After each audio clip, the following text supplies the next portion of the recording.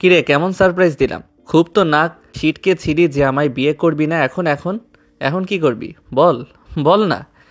না, অসম্ভব। আমি তোর মতো একটা বাচ্চা ছেলেকে বিয়ে করব না।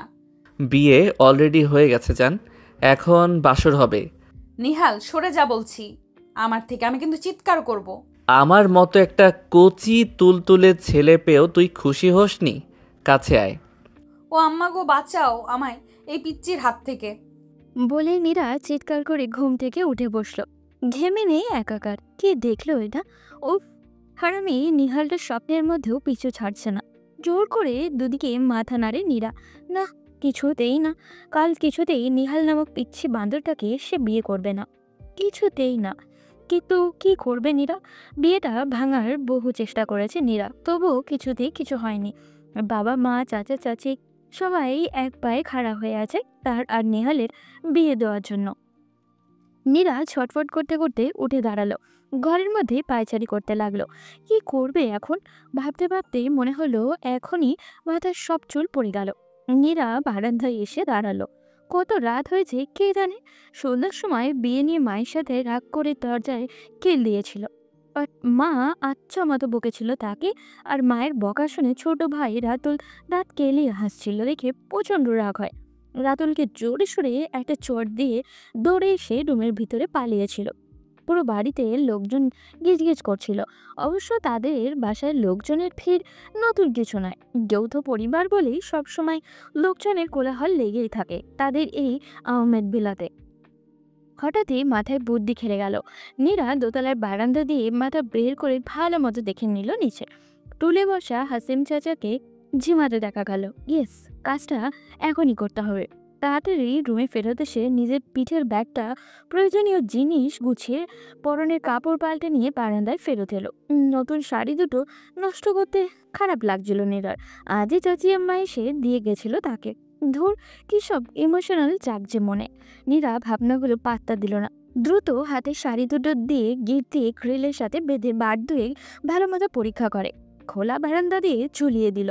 তারপর কাঁধে ব্যাগ ঝুলিয়ে সাবধানে শাড়িতে ঝুলে ঝুলে নিচে নেমে গেল। ভাগ্যিস পুরো বারান্দাটা গ্রিল দিয়ে ঘেরানো, আর নীরারা দোতলায় থাকে। তা না হলে হারামি নিহালের হাত থেকে বাঁচা যেত না কিছুতেই। শয়তান খবিশ পিচ্চি কোথাকার। খুব শখ না বড় আপুকে বিয়ে করার? কাল বুঝবি আমি কি জিনিস। হাত ছাড়তে ছাড়তে ফিলেন মার্কা একটা হাসি দিল নীরা। ব্যাগ থেকে বড় একটা চাদর বের করে নিজেকে ভালো মতো মুড়ে নিল। পা টিপে টিপে ঝোপের আড়ালে দাঁড়িয়ে থাকলো কিছুক্ষণ। গেটের সামনে হাসিন চাচা ঠায় দাঁড়িয়ে আছে। কিছুক্ষণ পরই ডাক এলো হাসিন চাচার। সে গেট থেকে সত্যি নীরা টুপ করে বেরিয়ে গেল। নীরা দ্রুত পা চালালো, যেভাবেই হোক তাড়াতাড়ি এলাকার বাইরে যেতে হবে। বাই এনি চান্স কেউ দেখে নিলেই বিপদ আছে। আরে এত দৌড়াচ্ছিস কেন? উষ্টা খেয়ে দাঁত ভাঙতে চাস নাকি? পিছন থেকে ভেসে আসা কণ্ঠস্বর নীরাকে জমিয়ে দিল। ইস, এইভাবে ধরা খেয়ে গেল নীরা। নিজের উপরেই রাগ হলো, দাঁতে দাঁত চেপে পিছনে ফিরল নীরা। ট্রেনের টিকিট কেটেছিস নাকি বাসের? ভালোই হলো। আমারও ইচ্ছে ছিল সিনিয়র আপুর সাথে পালিয়ে বিয়ে করার, কিন্তু তোকে বলার সাহস হয়নি। এমনিতেই আমাকে দেখতে পারিস না, তার উপর পালিয়ে বিয়ে? এতটা তো কল্পনা করা উচিত না। কি বলিস? বলে 24 পাটি ছকছকে দাঁত বের করলো নিহাল। নীরা রেগে বলল। তুই কি করে টের পেলি? চিবিয়ে চিবিয়ে পাল্টা প্রশ্ন করলো নীরা। উফ আপু, সরি। নীরু, তুইও না কেমন বোকার মতো প্রশ্ন করিস। সেই ছোট থেকে চিনি তোকে। তোর মনে কখন কি চলবে সেটা আমার থেকে ভালো কে জানবে। তবে একটা জিনিস খারাপ করেছিস, নতুন শাড়ি দুটো এভাবে নষ্ট করাটা ঠিক হয়নি। মা এত পছন্দ করে শাড়ি দুটো কিনেছিল তোর জন্য। আবারও সেই চিরচেনা খোঁচা দেওয়া হাসি দিল নিহাল। সবচেয়ে ভালো হতো তোকে দড়ি হিসেবে ইউজ করতে পারলে। কি বললি এটা? আমি তো ধন্য হয়ে গেলাম। তুই আমাকে একবার বললেই আমি দাঁড়িয়ে যেতাম। ভাবতেই কেমন ফিল হচ্ছে, তুই আমার গা বেয়ে ঝুলে ঝুলে নামছিস। চুপ কর, যত সব আজগুবি ভাবনা তোর। নীরা চিৎকার করে বলল কথাটা। নিহাল হাসতে হাসতে বলল, নিজে বললে কিছু না, আমি বললেই দোষ। ন্যাকা। কথাটা বলে আর চোখে নীরাকে দেখে নিল নিহাল। নীরার রাগী ফেস দেখে নিহাল কথা ঘোরায়। শোন, আমি জানতাম বিয়ে না করার জন্য তুই কিছু না কিছু ঘোল অবশ্যই পাকাবি। তাই বেশি কিছু না, শুধু তোর দিকে একটু কড়া নজরদারি করতে হয়েছে। হাশেম চাচাকেও তো আমি ডাকলাম। আফটার অল তুই আমার হবু সিনিয়র বউ, তোর এতটুকু ইচ্ছে পূরণ করতে না পারলে আমার মান থাকবে বল? তুই আসলে খবিস একটা।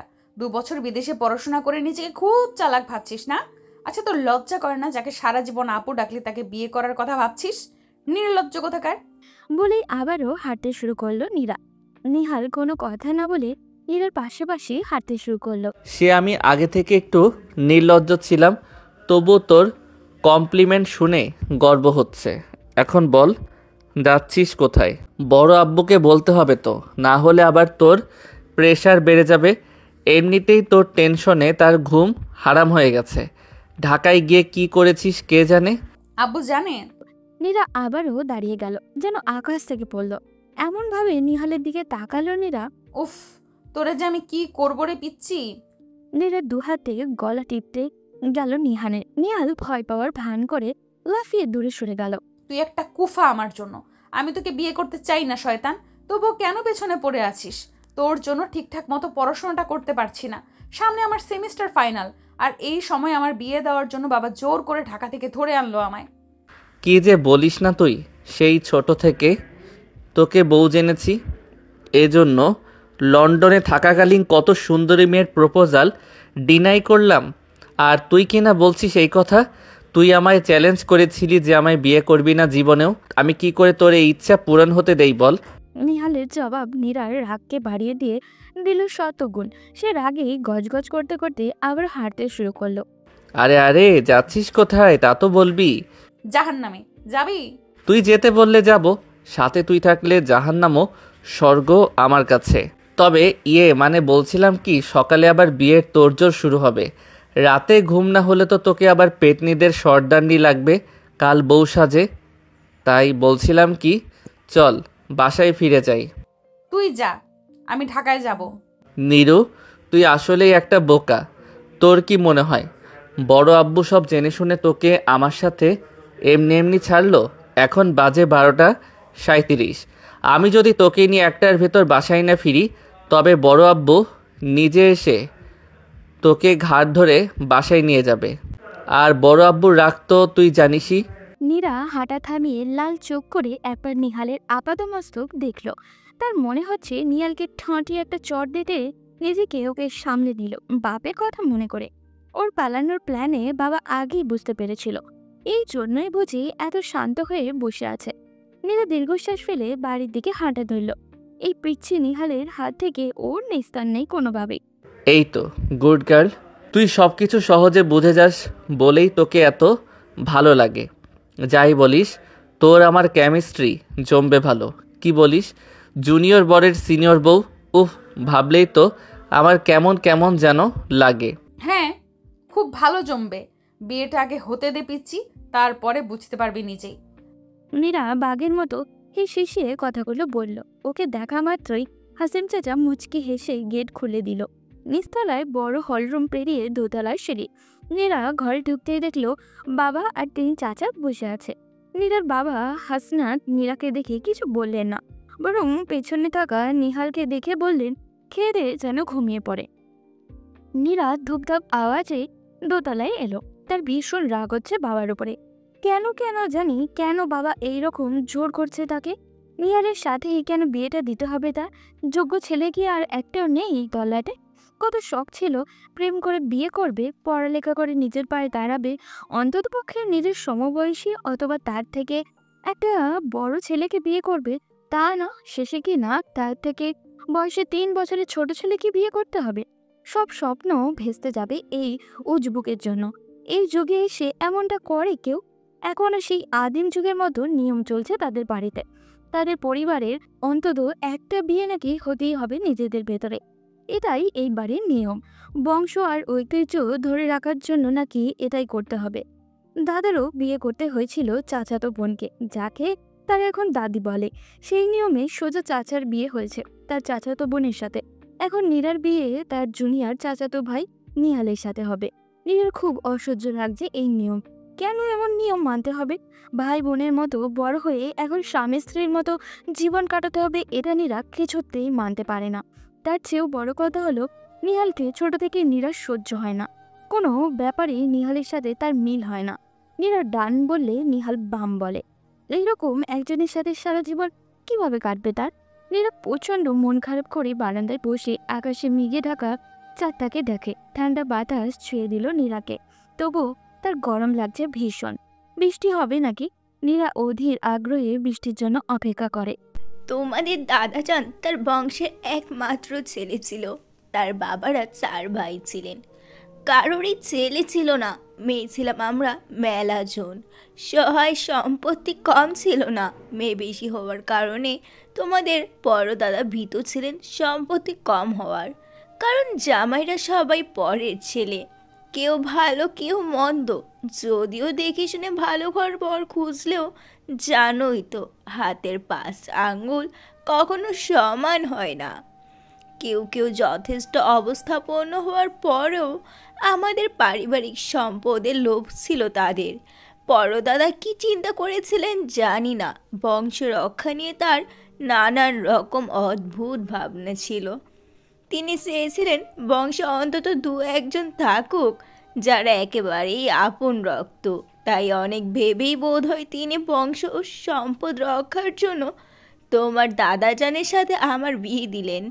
তোমার দাদাজান আর আমি দুজনেই যথাক্রমে তার বড় ও মেজ ছেলের পুত্র কন্যা ছিলাম।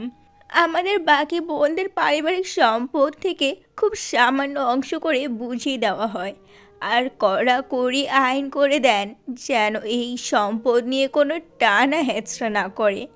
তবে হ্যাঁ, মেয়েরা আজীবন তাদের ইচ্ছে মতো যত খুশি বাবার বাড়িতে থেকে খেতে পারবে, এতে কোনো বাধা নেই। আমাদের কোনো কোনো বন্ধুলা ভাই এই আইনে রুষ্ট হলেও দাদার উপর দিয়ে কথা বলার সাহস কারোই ছিল না। মৃত্যুর আগে দাদাজান তোমার দাদাজানকে আমাকে ডেকে বিশেষভাবে বলে গেছেন আমরা যেন তার এই নিয়মটা অক্ষরে অক্ষরে পালন করি, এবং মেয়েদের দায়িত্ব পালনে তোমার দাদাজান যেন কখনো অবহেলা না করেন সে বিষয়ে তার কাছ থেকে কথা আদায় করে নেন। এরপর তোমার দাদাজান এই পারিবারিক সম্পদ বাড়িয়েছেন বহু গুণ। কোনো কারণে তোমাদের বাবার বিয়েটা আত্মীয়দের মধ্যে দিতে পারেনি, তবে তার সে স্বাদ নিহালের বাবার দিয়ে পূরণ করেছিলেন।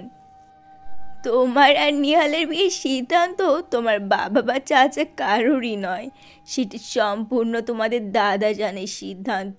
পরবর্তী বংশগতি ঠিক থাকবে কিনা সেই সব নিয়ে তিনি খুব ভীত ছিলেন, তাই হয়তো তোমাদের দাদাজান এই সিদ্ধান্ত নেয়। এটা তার শেষ আদেশ ছিল আমার প্রতি। আমি কেবল তার ইচ্ছে পূরণ করেছি। তোমরা এই যুগের ছেলে মেয়ে, এইসব নিয়ম কানুন হয়তো তোমাদের কাছে কিছুই মনে হবে না, কিন্তু তবুও আমি নিরুপায় বুবু। তুমি আমার উপর রাগ করো না। এই বুড়ি মানুষটা শেষ বয়সে এসে তোমাদের উপর নিজের ইচ্ছা অনিচ্ছা চাপাই দিচ্ছে বলে রাগ হইও না গো বুবু। নীরা দাদির কোলে শুয়ে আছে, চোখ দিয়ে জল গড়িয়ে পড়ল 2 ফোঁটা। আদৌ দাদির কথাগুলো তার কানে গেছে কিনা বোঝা গেল না। নীরা আলতো করে জল মুছে নিল। জুমার নামাজের পর একেবারে আড়ম্বর আয়োজনে বিয়ে হলো নীরা আর নিহালের। তারপর থেকে নীরা নিজের ঘরের দরজা বন্ধ করে কেঁদেই যাচ্ছে। সারাদিন না খেয়েই আছে নীরা। বিকেলে না পেরে তার দাদি নিজের নাতি নাতনি দুজনকেই নিজের কাছে ডেকে পাঠিয়েছেন। নীরার নীরবতায় ফুলবানু নীরার থুতনিতে হাত দিয়ে মুখটা তুলল। কেঁদে কেটে নীরার চোখ একদমই লাল, ফুলে টসটসে হয়ে আছে। নীরা দাদিজানের দিকে তাকিয়ে বলল, রাগ করি নাই দাদিজান, মাথা ব্যথা করছে খুব। ফুলবানু হাসলেন একটুখানি। নাতনি চেহারা দেখে মনে মনে দুঃখও পেল, তা বুঝতে দিলেন না। উল্টে নিহালকে হাসতে দেখে ধমক দিলেন, এই হতচ্ছাড়া, তুই এত হাসছিস কেন রে? বউয়ের কান্না দেখে মনে হয় তোর খুশি লাগছে। নিহাল ফুলবানুর কথায় একটু বিরক্ত না হয়ে দাদির গালে চট করে একটা চুমু দিল। আমি ওকে বিয়ে করতে পারছি এই খুশিতে হাসতেছি, আর ওর আমাকে বিয়ে করা লাগছে এই দুঃখে কাঁদতেছে। তুমি কি কিছুই বোঝো না ফুলবানু? এই বান্দরনি ঢাকায় পড়ালেখা করে, কত সুন্দর পোলাপান দেখে, তার কি আর আমার মতো কচি ছেলেকে পছন্দ হয়? আমি না হয় ভালো মানুষ, তোমার নাতনি ছাড়া কিছু বুঝি না, সে কি এত ভালো? নীরা অগ্নি দৃষ্টিতে নিহালকে দেখল, মনে মনে দু চারটা গালিও দিল। নিহাল দাদি আছে বলে বেঁচে গেল নিহাল, সেটা বুঝেই যেন নীরাকে চোখ মারল। ধুর ছেড়া, বাজে কথা বলিস না। আমার নীরার মতো আর কেউ না। পরিবারের সবার জন্য তার কত মায়া, সেইটা সবাই জানে। হ্যাঁ, খালি আমার জন্যই কোনো ভালোবাসা নাই? বুবু, যা করছি তাতে এখন আমার উপর তোমার রাগ হইতে পারে, কিন্তু দেখো একদিন আমার জন্য তুমি হাত তুলে দোয়া করবা, বলবা বুড়ি সারা জীবনের একটা উচিত কাজ করেছে। আর সত্যি কথা বলতে বলতে হয়, তোমাদের দুজনকেই আমার যোগ্য মানুষ মনে হয়। তোমাদের বাপ চাচাদের পর এই এত বড় সংসার আর সম্পদ সামলানো সবার দ্বারা সম্ভব হবে না। কেউ কেউ বিরোধিতা করে সম্পদ বিনষ্ট করার চেষ্টা করতে পারে। 3 পুরুষের ঐতিহ্য রক্ষা করার জন্য তাই আমি একটু স্বার্থপর হইলাম। বেশি কষ্ট পেলে এই বুড়িটাকে মাফ করে দিও বুবু।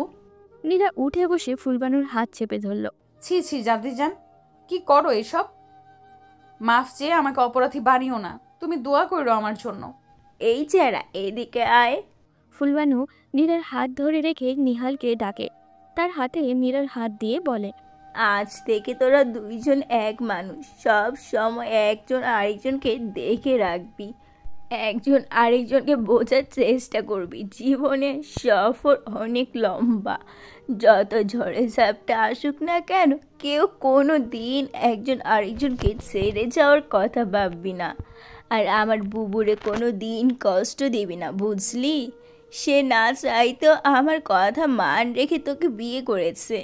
তুই আর তার থেকে বয়সে ছোট, তাই স্বামীর অধিকার পেয়ে তার উপর বেশি চাপ দিস না। আমার মান রক্ষার দায়িত্ব তাই তোর, বুবুর ভালো মন্দ সব তোর দায়িত্বে দিলাম। নিহাল এই প্রথমবারের মতো নীরার হাত ধরার সুযোগ পেয়ে যেন লুফে নিল। নীরার হাতটি আঁকড়ে ধরে আলতো করে চুমু দিল দাদির চোখের আড়ালে। নীরা ছট করে হাত সরিয়ে নিল, অসভ্য একটা সুযোগ পেয়ে সৎ ব্যবহার করে নিল। নীরার রাগ দেখে নিহাল তার স্বভাব মতো বিটকেল মার্কা একটা হাসি দিল। বুবু, এইবার যাও, তৈয়ার হও শ্বশুর বাড়ি যাওয়ার জন্য। শ্বশুরবাড়ি আবার কোথায় পেলে গো ফুলবানু? রানী সাহেবা কষ্ট করে দোতলা থেকে 4 তলায় যাবেন। দূরে বিয়ে হলে বুঝতো মজা, কাছে কাছে তাই কিছু টের পায় না তোমার আদরি, বুঝলে বুড়ি? ও টের না পাওয়ার জন্যই তোর সাথে বিয়া দিছে, বুঝছস? ওরে যদি বেশি জ্বালাস না তবে তোর কান ঠিক এইভাবে টেনে ধরে নিব। ফুলবানু নিহালের কান টেনে ধরল। উফ বুড়ি ছাড়ো বলছি, খুব ব্যথা পাচ্ছি। ফুলবানু কান ছাড়তেই নিহাল 2 হাত দূরে গিয়ে দাঁড়ালো। মনে রাখিস, যেমন দাদি তেমন তার নাতনি, একেবারে ডাকাত রানী। নীরার একটু মজা লাগলো না এইসব দেখে, ওর বরং চিন্তা হচ্ছে আজ রাতে নিহাল কি করবে। এই ছেলেকে একটু বিশ্বাস করা যায় না, তবে উল্টো পাল্টা কিছু করলে নীরা নিজেকে শেষ করে দিবে। ঠিক করেছে। 4 তলায় আসার সময় নীরা মুখ কাট করে রাখলো না, একটু হাসলো না কাঁদলো। হতাশ মুখে বাবা মা চাচা চাচি সালাম করলো। চাচাতো ফুপাতো ভাই বোনগুলো দুষ্টুমির মেজাজে থাকলেও নীরার মুখের ভাব দেখে কেউ আর কিছু বলার সাহস পেল না, মজা করতেও না। পরে ওরা মনে মনে গালি দিয়ে নীরার গোষ্ঠী উদ্ধার করলেও মুখে কিছু বলতে পারল না। পারিবারিক রীতি শেষ হতেই নিহালকে ভাই বোনরা ঘিরে ধরল। ভাইয়া, এ কেমন বিয়ে হলো তোমাদের? কোনো মজা নাই? চাচার ছেলে আয়াজ বলল কথা। ছোট চাচার 2 যমজ মেয়ে মমি আর সৌমি তাল মেলালো। হ্যাঁ ভাইয়া, নীরাপুর বিয়েতে কত মজা করব ভেবেছিলাম, অথচ কিছুই হলো না। বাকি সবাই হই হই করে উঠল। তারা পার্টি চায়, আলাদা ভাবে কোনো চাইনিজে। নিহাল হাত দেখায়। ঠিক আছে, ঢাকায় যাওয়ার আগে তোদের সবাইকে চাইনিজ খাবো, চলবে? আর তাছাড়া বিয়ের একটা অনুষ্ঠান তো হবেই পরে, এত অস্থির হচ্ছিস কেন তোরা? সে কবে হবে তার ঠিক আছে কোনো? আপুর যা মেজাজ, দেখে গেল কোনো অনুষ্ঠান করতে দেবে না বড় আব্বুকে। আচ্ছা ঠিক আছে, চাইনিজ খাবো বললাম তো। ভাইয়া, নীরা আপুকে এসব ব্যাপারে কিছুই জানাবে না, কিন্তু আপু কোনো ঠিক নেই। শেষমেশ দেখা যাবে আমাদের ওইখানেই বাতিল। কথাটা রাতুল ভয়ে ভয়ে বলল। কাল রাতে বোনের হাতে মারটা বেশ জোরেই পড়েছিল। মনে পড়লে গায়ে হাত ঘষল রাতুল। আচ্ছা যা বলবো নে, এখন তোরা শুতে যা, তো অনেক রাত হয়েছে। ভাই বোনদের বিদায় দিয়ে নিহাল নিজেদের রুমে এলো। এই প্রথম একটু বুক কাঁপছে তার। এই রুমে কেবলই নীরা আর সে থাকবে, না থাকবে কোনো আড়াল, না লুকোনোর জায়গা। মেয়ের যা মেজাজ, এতক্ষণে সবাই ছিল তাই সামলে নেওয়া গেছে। এখন ওকে দেখে কি কি বলবে কে জানে। দুরু বুকে ঘরে ঢুকে সাবধানে দরজায় লক করলো নিহাল। রুমে নীরা নেই। নিহাল বারান্দা দেখে এলো, সেখানেও নেই। দাঁড়িয়ে ভাবছিল কোথায় গেল, তখনই নীরা ওয়াশরুম থেকে বেরিয়ে এলো। নীরাকে দেখে পাক্কা 2 মিনিট থম মেরে থাকলো নিহাল। হালকা গোলাপি রঙের শাড়িতে সদ্য গোসল সেরে আসা নীরা যেন স্নিগ্ধ নদী। চুলগুলো তোয়ালে পেঁচানো, তখন মুখটা মলিন হয়ে ভেজা ভেজা চোখ দুটো মায়ার সাগর। ফর্সা গাল দুটো লাল হয়ে আছে, পাতলা ঠোঁটজোড়া শীতে কাঁপছে মৃদু। নিহাল আলমারি থেকে শাল বের করে নীরার গায়ে জড়িয়ে দিল। সবার রাগ নিজের উপর দেখানোর কি দরকার নীরা?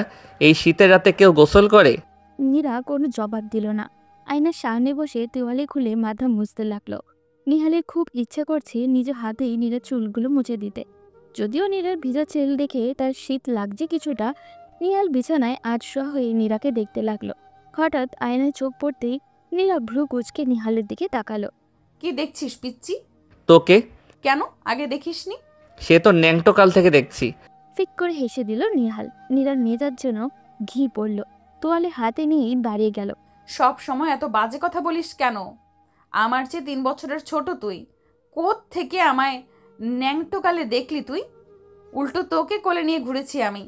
তোর কোলে উঠে তবে তো দেখেছি। কচু দেখেছিস? তুই জানিস সেই মেজের মেয়েরা ছেলেদের চেয়ে মানসিকভাবে 2 থেকে 3 বছরের বড় হয়। সেখানে আমি যদি তোর 3 বছরের বড় হই, তাহলে হিসাব করলে তোর থেকে 6 বছরের বড় আমি। ও তাই নাকি? তাহলে তো তুই সব কিছু আমার চাইতে অনেক বেশি জানিস। তবে বল, আজ তুই আমায় সালাম করলি না কেন? মানে তোকে কেন সালাম করব? নীরা বিরক্তিকর কণ্ঠে বলল। করবি না কেন? তুই জানিস না বাসরাতে স্বামীকে সালাম করতে হয়? শখ কত! আমার বই গেছে তোর মতো পিচ্চিকে সালাম করতে। বই তো গেছে, আমি তোর স্বামী, তোর গুরুজন। সালাম তো তোকে করতেই হবে। নে এবার সালাম কর। নিহাল উঠে এসে নীরার সামনে দাঁড়ালো। পারবো না তোকে স্বামী বলে মানলে তো। বলেই নীরা পা বাড়ালো বারান্দার উদ্দেশ্যে। হাতে তোয়ালেটা মেলে দেবে ভাবলো, কিন্তু তার আগেই মাথা ঘুরে গেল মনে হলো। ভয় পেয়ে চোখ বন্ধ করলো নীরা। কোমরের শক্ত হাতের বন্ধন আর পেটের কাছে অন্য আরেকটা শরীরের অস্তিত্ব টের পেয়েই চোখ খুলল নীরা। দেখলো নিহাল তাকে 2 হাতের বেষ্টনীতে জড়িয়ে ধরে আছে। গভীর চোখে এক নজরে তাকে দেখছে। নীরার প্রচণ্ড রাগ হলো। সেই সাথে মনে পড়ে গেল দাদির রুমে নিহালের কাণ্ড। এবার রাগ চাইতেও অস্বস্তি আর ভয় ঘিরে ধরল নীরাকে। নিহাল এখন কি করবে?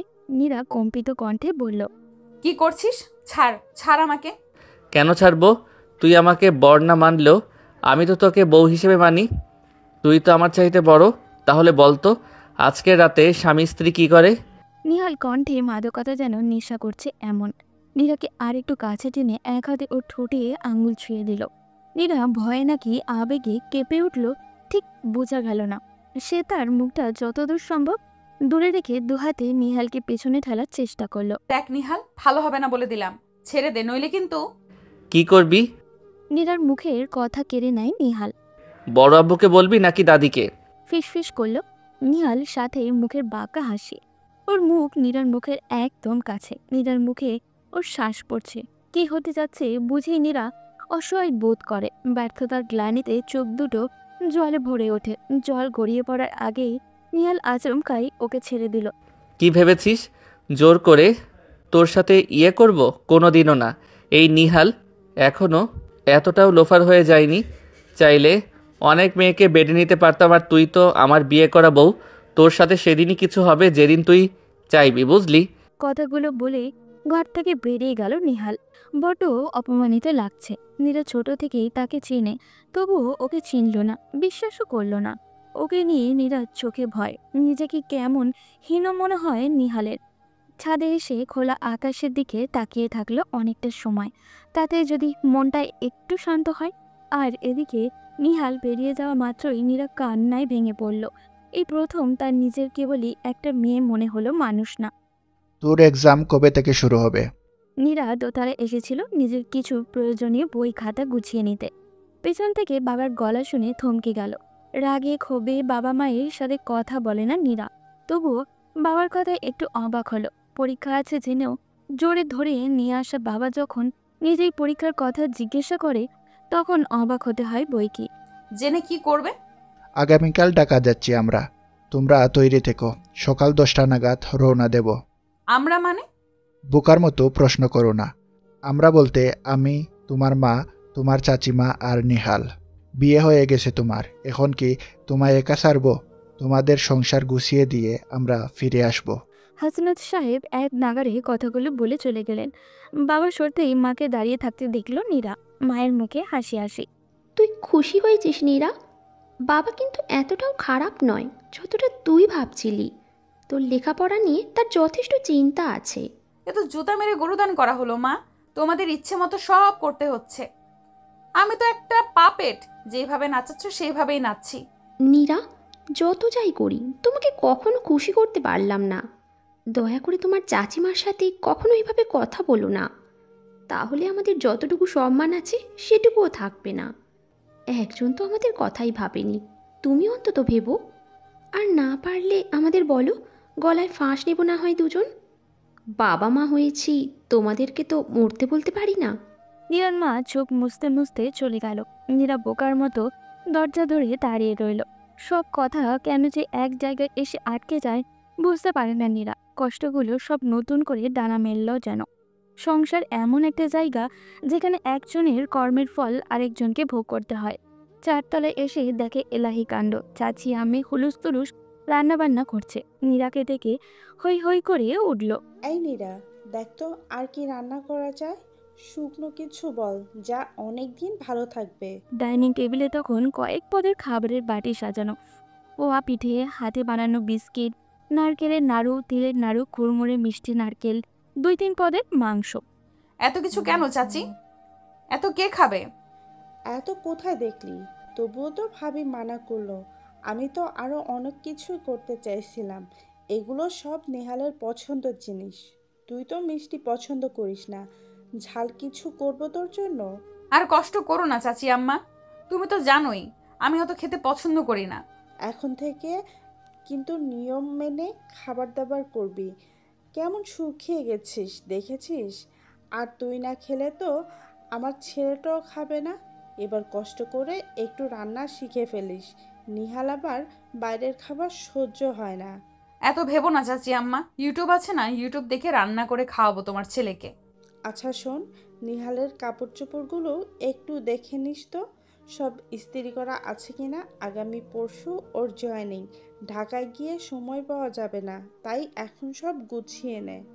কিসের জয়েনিং? চাকরি পেয়েছে নাকি? হ্যাঁ, তোকে বলেনি? মনে হয় সারপ্রাইজ দিতে চেয়েছে। যাক বাবা, আমি তাহলে আর কিছু না বলি, ওই জানাবে তোকে। ঠিক আছে, আমি দেখছি। আরও কিছু বলতে গিয়েও নিজেকে সামলে নিল নীরা। নিহালের চাকরি হয়েছে ঢাকায়, অথচ ওকে কিছু বলেনি। না বলুক, আমার কি তাতে? নিজেকে সান্ত্বনা দিল নীরা। বলতে এলেও শুনবে না, আর এত আগ্রহ নেই ওর। যেখানে খুশি চাকরি করুক নিহাল, তাতে নীরার কি যায় আসে? খুব ভাব হয়েছে শয়তানটার। সবাই যাক আগে, তারপর তোকে বোঝাবে। নীরা মনে মনে ফোন দিয়াতে নিহালকে সায়স্তা করে। যদিও সেই দিনের পর থেকে নিহাল সবার সামনে স্বাভাবিক থাকলেও ঘরের ভেতর ওর সাথে কথা বলে না তেমন একটা। নীরাও ওকে ঘাটায় না। এমনিতে নিহালের গায়ে পড়ার স্বভাব ভালো লাগে না, কিন্তু তবুও চাকরির কথাটা জেনে মনটা কেমন জানি খচখচ করছে। এত বড় খবর ওকে কেন দিল না নিহাল? ভাবি, ফ্ল্যাটটা ভারী সুন্দর হয়েছে, কি বলো?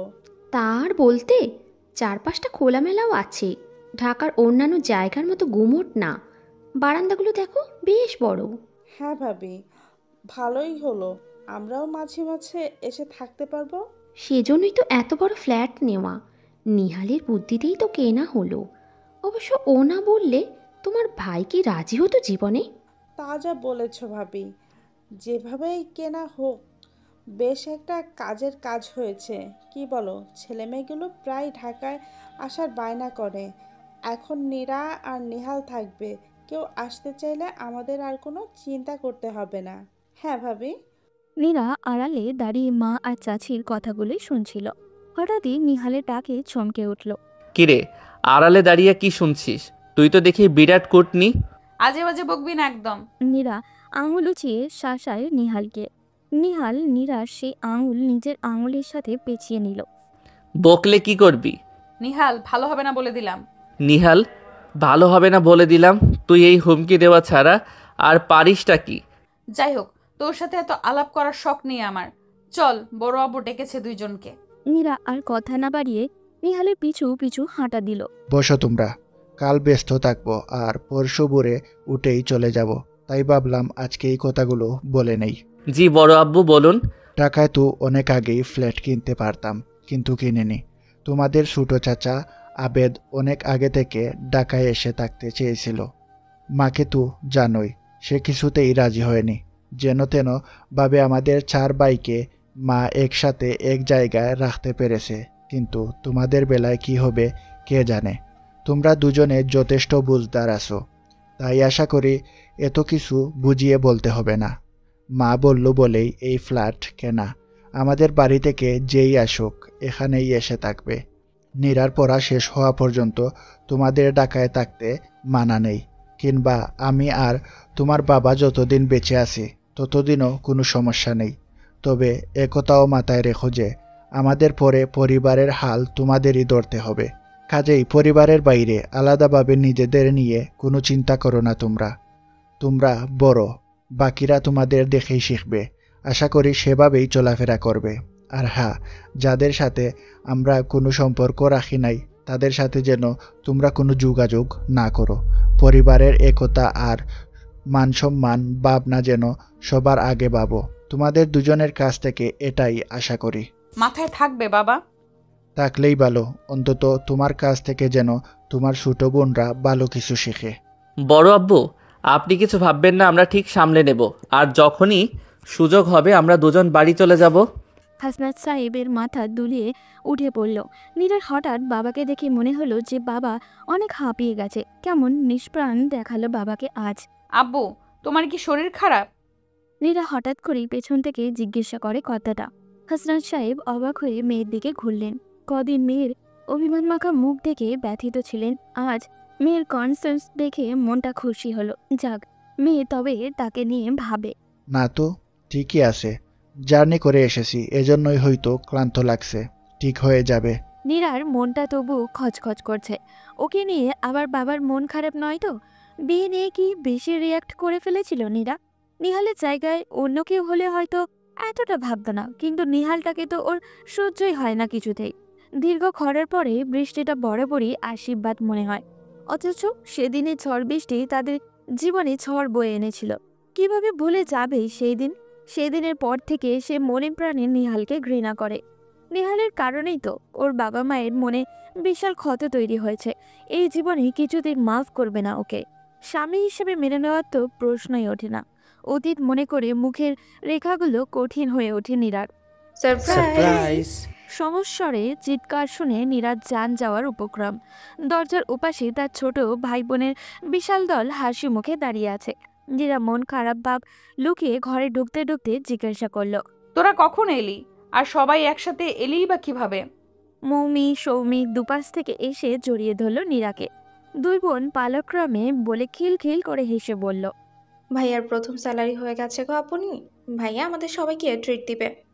সবাইকে ম্যানেজ করে আসতে অবশ্যই একটু প্যারা হয়েছে, তবুও এবার বাবা মা সবাইকে দ্বিতীয়বার হানিমুনের সুযোগ দিয়ে দেয়।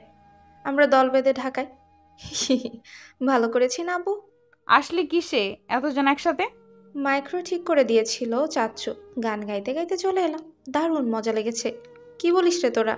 বাকিরা সবাই হই হই করে গলা মেলায়। ড্রয়িং রুমের সোফা আর ফ্লোরে সবাই ছড়িয়ে ছিটিয়ে বসে আছে। নিহালকে খুঁজল নীরা, কোথায় সে? তখন রাতুর বলল, আমরা তো তোমাকে না বলেই চাইনিজ খেতে চেয়েছিলাম। সেটা তো বিগত রাতেও খাওয়ালেও হতো, কিন্তু ভাইয়া তো একটু বেশিই ভালো, তাই একেবারেই ঢাকায়। আপনি তুমি আবার রাগ করনি তো তোমাকে না বলে এলাম বলে? নীরা তখন মনে মনে বলল, খুব আমার রিফ্রেশমেন্টের চিন্তা করে, এই জন্যই নিজের কোনো কথা আমার সাথে শেয়ার করে না। ঢং করে, আবার সবাইকে ডেকে খাওয়ানো হবে। নাও তোমার জন্য শরবত।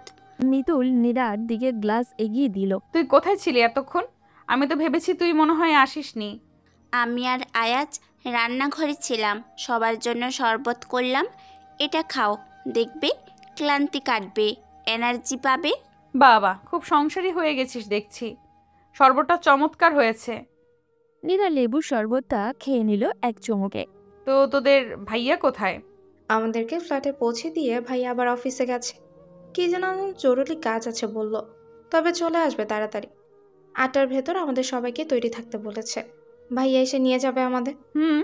তাহলে তোরা সব এইভাবে বসে আছিস কেন? গোসল টোসল কর, ফ্রেশ হ, দুপুরের খাবার খেতে হবে তো। এখন আর কি খাবো? বেলা তো 4টে বেজেই গেছে, তাহলে আর রাতে খেতে পারবো না। আমি বাপু কিছু খাবো না। রাতুল পেটে হাত বুলিয়ে বলে, আমি খাবো, আমার খিদে লেগেছে। এখন না খেলে গ্যাস হবে পেটে, তখন এমনিতেই রাতে খেতে পারবো না। আপু তুমি বরং ফ্রেশ হয়ে আসো, আমি ভাত দিয়েছি চুলায়, আব্বুরা অনেক কিছু দিয়ে দিয়েছে, আর কিছু রান্না করতে হবে না। তাহলে আর কি, আমরা সবাই খাবো। আধা ঘন্টা টাইম দিলাম, সবাই ফ্রেশ হয়ে টেবিলে আয় তোরা, কারোর কোনো কথা শুনবো না। নীরা উঠে নিজের রুমে গেল। মনটা আজ বড্ড ক্লান্ত, একটা শাওয়ার নেওয়ার খুব জরুরি। এদিকে মনের ভেতরটা খচখচ করছে। ও যখন দেখতে পেয়েছে তখন নিহালের কি চোখ পড়েনি কি জানি, হয়তো বা নিহাল জানে।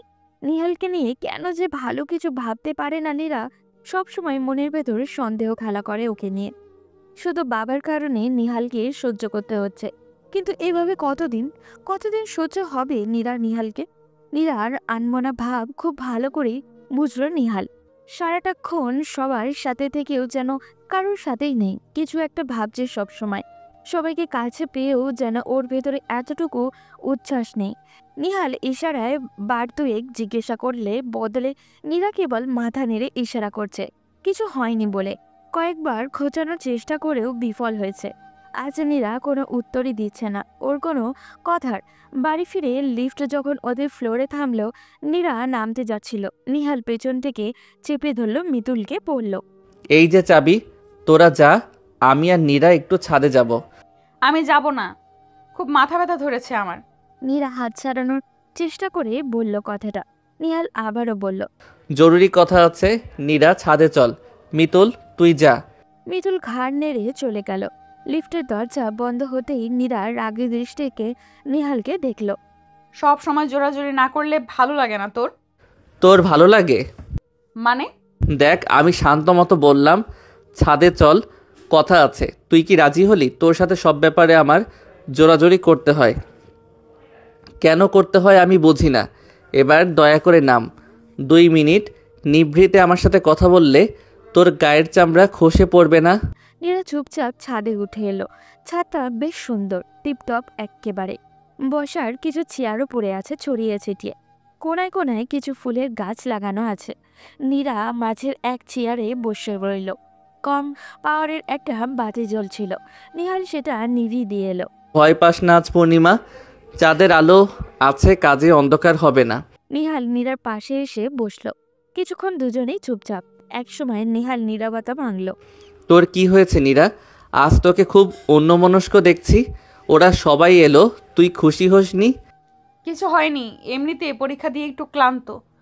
প্লিজ মিথ্যা কথা বলিস না তো। আমার কাছ থেকে কেন যে লুকানোর চেষ্টা করিস বুঝে পাই না। তোকে বলছি না মানে? তোকে বলতে চাই না তো শুনতে চাইছিস কেন? বারে, আমি তোর বর না, কোনো কারণে তোর মন খারাপ সেই বিষয়ে আমি জানতে চাইবো না। না চাইবি না? আমি তো বলেছি যে তোকে বর হিসেবে মানি না। ওয়েট, আমি না হয় তোকে বর মানি না, কিন্তু তুই কি আমাকে বউ মানিস? নীরার কথায় নিহাল অবাক হয়ে আকাশ থেকে পড়ে। মানে কি বলছিস এসব? তোকে বউ মানি না কে বলল? আচ্ছা মানিস, তবে তোর স্যালারি হয়েছে, তুই সবাইকে খাওয়াবি, এসব কথা ওদের থেকে আমার শুনতে হয় কেন? তুই নিজে থেকে তো কখনো আমায় বলিসনি। এই জন্যই তোর মন খারাপ? কিন্তু আমি তো তোর ভয়ে তোকে কিছু বলি না। কিছু বলতে গেলেই তুই বিরক্ত হোস। আমি তোর বিরক্তির কারণ হতে চাই না। নীরা এবার যেন একটু লজ্জা পেল। ধুর, কি বলতে কি বলে ফেলো। তো নিহালকে স্বামী বলে মানেই না, তাহলে ওর কোনো ব্যাপারে কিছু বলা না বলে কি যায় আসে ওর। ছি, নিহালটা না জানি কি ভাবছি ওকে নিয়ে।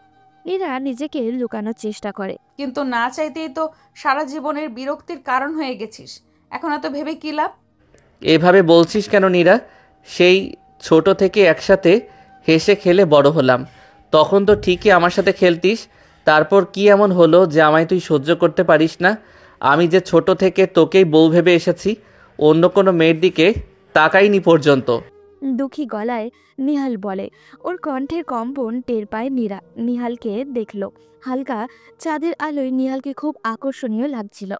উজ্জ্বল ভাসা ভাসা চোখে নিহালের হালকা খাড়া চুলগুলো হাওয়ায় তুলছিল। 2 মিনিটের জন্য নীরা ভুলে গেল নিহালকেও ও একটু পছন্দ করে না। বিহায়ের মতো তাকিয়ে থাকলো সে নিহালের দিকে। বিদেশ থেকে আসার পর এই প্রথম নীরা ভালোভাবে নিহালকে দেখলো। তার মনে হলো নিহাল এই 2 বছরে আরো স্মার্ট আর ড্রেসিং হয়েছে। নিহাল কথা বলতে বলতে বার দুয়েক নীরার দিকে তাকালো। নীরাকে এভাবে ওর দিকে তাকিয়ে থাকতে দেখে একটু অবাক হলো। শুনছিস আমি কি বললাম? শুনবো না কেন? শোন নিহাল, তোর যদি কারোর দিকে তাকাতে ইচ্ছে হয় তাকাবি, দরকার হলে প্রেম করবি, কিন্তু আমার আশা ছেড়ে দে। আর আমার সাথে এত ভালো ভাব ধরারও কোনো দরকার নেই। আমি জানি তুই কি, তোর মনটা কেমন। কাজে যত চেষ্টাই করিস না কেন, আমার চোখে তুই কোনোদিন মহাপুরুষ হতে পারবি না, ওকে? বলে নীরা উঠে দাঁড়ালো। নিহালের দিকে দৃষ্টি নিক্ষেপ করে বলল, আমার মাথা ধরেছে, আমি বাসায় গেলাম। নিহাল নীরার হাত ধরে দাঁড়িয়ে চোখে চোখ রেখে বলল, কিন্তু আমার মন কেমন এটা তো বলে যা। কি করেছি আমি? এত কেন রাগ আমার উপর তোর? আমি কেন বলবো? তুই নিজেই ভাব, পেয়ে যাবি। এরা ঝট করে নিজের হাত ছাড়িয়ে নিয়ে দৌড়ে নিচে নামতে থাকে। চোখ দুটো জলে টইটম্বুর। পিছনে নির্বাক দাঁড়িয়ে আছে নিহাল। ওর কোনো দোষ নীরা এমন করেছে এটাই তো বুঝতে পারছে না। ফোনটা এলো গভীর রাতে। একা একাই ঘুমাতে চায় নীরা, কিন্তু এত বড় বাড়িতে শুধু দুজন থাকলে কেমন গা ছমছম অনুভূতি হয়। আর তাছাড়া বাড়িতে তো জীবনেও একা শোয়ার অভ্যাস ছিল না। হোস্টেলেও একই রুমে 3 জন থাকতো। নীরা চাইলেও এই অভ্যাস রপ্ত করতে পারছে না। বাধ্য হয়েই নিহালের সাথে বেড শেয়ার করতে হয়। যদিও বিছানাটা যথেষ্ট বড়, তবু নীরা জড়সড় হয়ে এক কোণে পড়ে থাকে। ও কি অসহ্য ব্যাপার! নীরা বিরক্ত হয়ে পাশ ফেরে। নিহাল হা করে গভীর ঘুমে তলিয়ে আছে, আর পাশেই ওর ফোনটা বেজে যাচ্ছে অনবরত। নীরা একটু উকি দিয়ে দেখার চেষ্টা করলো কে ফোন করেছে। বাবা লেখা রেখে বুঝে গেল বড় চাচা ফোন করেছে। কিন্তু এত রাতে চাচা আবার কেন ফোন করলো? বাড়িতে কারোর কিছু হলো না তো? নীরা নিহালকে ডাকলো 2 বার। ডাকিস না তো, সারাদিন অনেক খাটুনি করেছি, এখন শান্তি মতো ঘুমাতে দে। চাচু ফোন করেছে, ধর, জরুরি কিছু হয়তো। তুই কথা বল। তোর ফোন আমি ধরবো? হ্যাঁ ধরবি, তুই আমার বউ না? ফোন ধরতে কি সমস্যা? আর জ্বালালে এ ঘরে একা রেখে চলে যাব বলে দিলাম। নীরা মুখ ভেঙচি দিল, মনে মনে 2-4টা গালিও দিল। শুধু হুমকি ধামকি দেওয়া ছাড়া আর পারেটা কি? উল্টো পাল্টা ভাবতে ভাবতে ফোনটা কেটে গেল। যাক বাবা, বাঁচা গেল ভাবতেই ফোনটা আবারও বাজতে শুরু করলো। এবার আর দেরি না করে ফোন রিসিভ করলো নীরা। হ্যালো চাচ্চু, কি খবর? তোমরা ভালো আছো তো সবাই? নীরু, নিহাল কোথায়? তুই কেন ফোন ধরেছিস? ও ঘুমাচ্ছে চাচ্চু, তুমি আমাকে বলো। এখনই নিহালের কানে ফোনটা ধরো নীরু, দেরি করিস না। চাচার ধমকে কেঁপে উঠল নীরা। তাড়াহুড়ো করে ফোনটা নিহালের কানে ঠেকালো। ঠিক 30 সেকেন্ড মাথায় নিহাল লাফিয়ে বিছানায় বসলো। তুমি কিছু ভেবো না বাবা, আমরা এখনই রওনা দিচ্ছি। নিহালের এভাবে ওঠা দেখে নীরা ভয় পাওয়া গলায় বলল, কি হয়েছে? কোথায় যাবি এখন? আমি কিন্তু একা থাকতে পারবো না বলে দিলাম। নীরা চুপ কর, 15 মিনিটের মধ্যে তৈরি হয়ে নে, আমরা বের হব। কোনো প্রশ্ন করিস না তো। আমি অন্য বাথরুমে গেলাম, তুই তাড়াতাড়ি ফ্রেশ হয়ে নে। নিহাল 1 সেকেন্ডও দাঁড়ালো না। নীরা কিছু বুঝতে পারছে না এত রাতে কেন যেতে হবে। বাবার কিছু হয়নি তো? অজানা ভয়ে নীরার বুক কেঁপে উঠল। রাতের আধারে গাড়ি ছুটে চলেছে বগুড়ার দিকে। গাড়ি দেখে অবাক হয়েছিল নীরা। এত রাতে নিহাল কিভাবে গাড়ি ম্যানেজ করলো কে জানে। তবে বুঝলো নিহালটা বেশ কাজের, এই জন্যই বুঝি বাবা ওকে এতটা বিশ্বাস করে। শোন, দাদিজানের কিছু হয়েছে নাকি? নিহাল অফিসে মেল করছিল। টাইপ করতে করতে হাত থেমে গেল ওর। নীরাকে দেখলো এক ঝলক। এখনই বলাটা কি ঠিক হবে? নিহাল এড়িয়ে গেল। না, দাদিজান ভালো আছে, বাড়ি গেলেই দেখতে পাবি। আব্বু তো এত ভেঙে কিছু বলেনি, শুধু বলল তোরা চলে আয়। ও নীরা হতাশ হলো। কেন যেন ভীষণ অস্থির লাগছে। ঢাকা থেকে যাওয়ার পর আব্বুর সাথে ঠিকমতো কথাও বলেনি, কেবল হাই হ্যালো ছাড়া। মা কয়েকদিন ধরেই ফোন করে যেত বলেছিল বারবার। তবে কি মায়ের কিছু হলো? নীরা চুপচাপ সিটে হেলান দিয়ে চোখ বুঝল। সকাল 7টা নাগাদ পৌঁছালো নীরারা। বৈঠকখানায় দাদিকে বসে থাকতে দেখে একটু চমকে গেল বইকে। এই সময় দাদি যান নিজের রুমে বসে কোরআন পড়েন। মা, ছোট চাচি, নানু ব্যতীত 2 চাচি দাদি পাশে বসেই আছে। ভেতরে ভেতরে ঘামছে নীরা, তবুও আলতো পায়ে এগিয়ে গেল।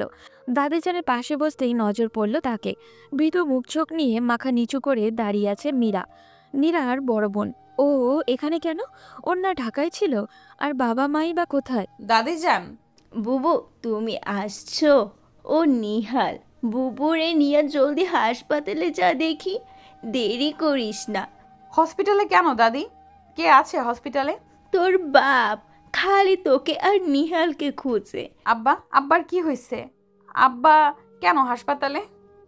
নীরা বিস্মিত হয়ে জানতে চায়, কান্না করতে শুরু করে। দাদি রেগে বলল, কেন আবার? এই যে কাল নাগিনী বাড়ি আসছে, আইসে আমার ব্যাটাকে খাইলো। গতবার আমার ব্যাটাকে আধমরা করেছিল, এইবার পুরো মারার প্ল্যান করছে। নীরা চমকে একবার নীরাকে দেখল। ওর 2 চোখ জলে টইটুম্বুর। নীরার চোখে চোখ পড়তেই মীরা চোখ সরিয়ে নিল। নীরা দেখতে লাগলো বড় বোনকে। চোখের কোটায় কালি শুকিয়ে, গালের হাড় উঁচু হয়ে আছে। নীরার ভীষণ মায়া হলো মীরাকে দেখে। দাদি যান বাদ দাও না, নীরা চলো তো হাসপাতাল থেকে ঘুরে আসি। নাকি তুই ফ্রেশ হয়ে যাবি? আমি ততক্ষণে না হয় ঘুরে আসি। না, আমি এখনই যাব। চলো তাহলে।